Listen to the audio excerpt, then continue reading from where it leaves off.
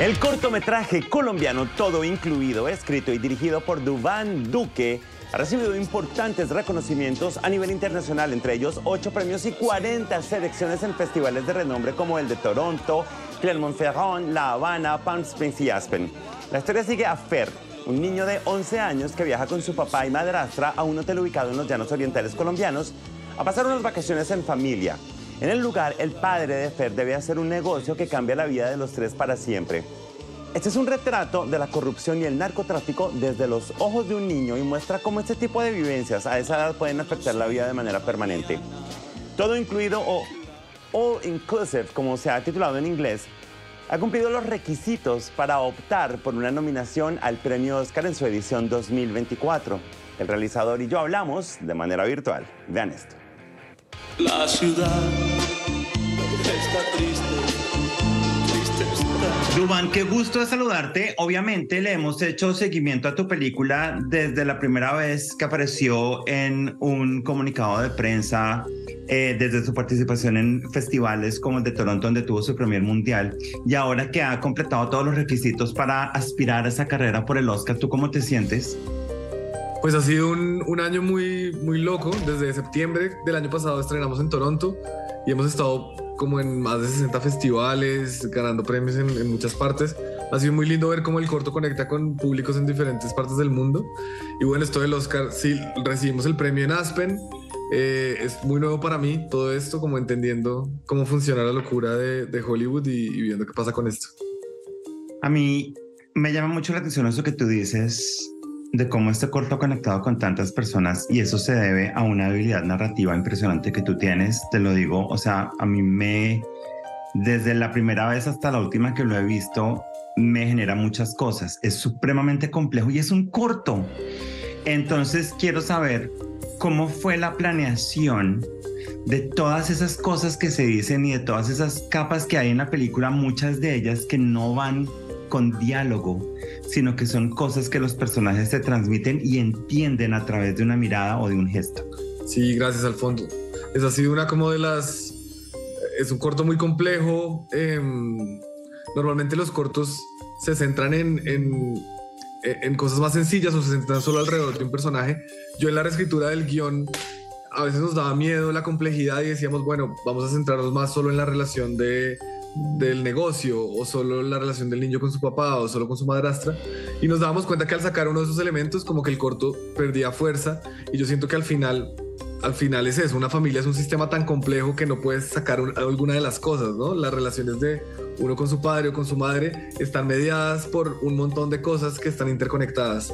Es bien interesante eso, porque además siento que tú asignas roles en cuanto a la participación de texto y a la participación de gestos y expresiones. Y me refiero a Max y Alejandra, al niño y a su madrastra, que hablan menos, pero hay una comunicación muy fuerte en aquello que ellos deducen por la cara del otro, mientras que el papá tiene como esa misión y esa angustia de mantener como una imagen, y eso habla mucho acerca de la organización que tienes al distribuir tu información y tu talento. ¿Cómo fue poner esas responsabilidades en estas personas que además era la primera vez que actuaban?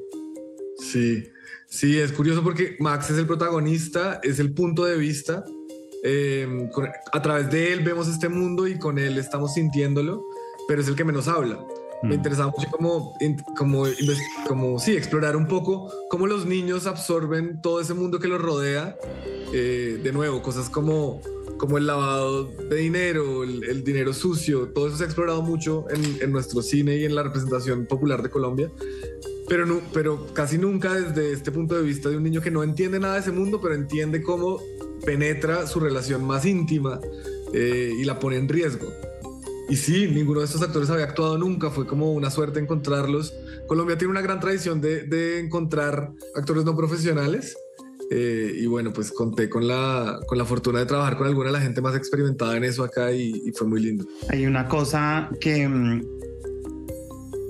me conmovió y me golpeó bastante, y es cómo este es un niño que obviamente perdió a su mamá. No sabemos o sea, no hay detalles específicos, pero esa figura no existe en su vida y ha intentado poner esa figura en su madrastra. Entonces crea unos lazos que necesariamente no son los típicos de hijo-madre, pero sí hay una necesidad de esa presencia en su vida. Cuando él siente que esa presencia está en riesgo, eso nos marca algo como audiencia. Trazamos un lazo, un vínculo muy fuerte con él. ¿Cómo fue mostrar eso sin ser evidente y sin recurrir al dramatismo excesivo? Pues fue trabajar con los actores, encontrar... Max tiene ese vacío en su vida, Max perdió a su madre hace unos años, y yo tenía como la intuición de que el niño que yo encontrara tenía que compartir ese vacío en su vida, porque creo que hace que Max tiene una visión del mundo que creo que solo las personas que tienen ese tipo de falta la tienen. Una forma de mirar el mundo, una forma de acercarse a Alejandra. En la vida real hicimos muchos, más que ensayos, el tiempo de ensayos lo gastamos en crear unos vínculos reales, íbamos a comer, íbamos a jugar bolos, íbamos como realmente construir este vínculo entre ellos. Y al final yo siento que eso es lo que se ve en las miradas y eso es lo que se transmite. Duan, hay otra cosa que me fascina. O sea, como te das cuenta, hay muchas cosas a las que le puse toda la atención en tu corto. Cuando uno ve películas tradicionales de los Estados Unidos, muchas veces nos vamos al tema del rodeo y de los vaqueros. Y a mí me fascina que le estamos enseñando al mundo que en Colombia también existe una tradición vaquera muy importante y ustedes coincidieron. No sé si esto fue de adrede o como si el rodaje fue alrededor del Mundial del Coleo.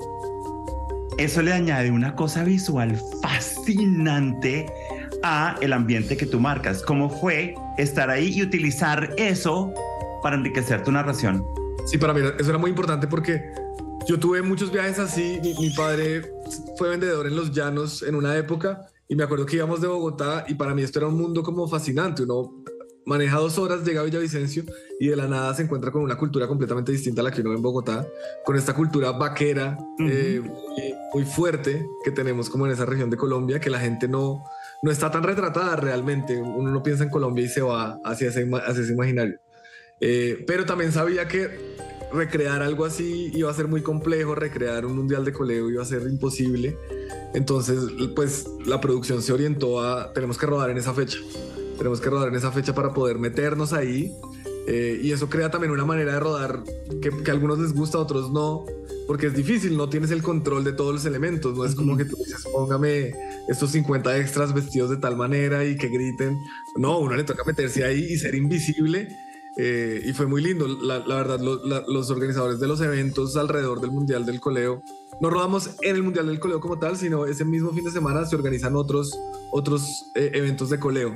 Nos recibieron con brazos abiertos y la gente también fue muy, como no están acostumbrados a que haya tantos rodajes allá, pues nos recibieron con brazos abiertos y con muy buena onda. Bueno, finalmente toda esta historia tiene un contexto y es una forma distinta de aproximarnos al tema trilladísimo, obligado, y por mis razones es algo que hay que tocar, si uno quiera o no, y es el del narcotráfico.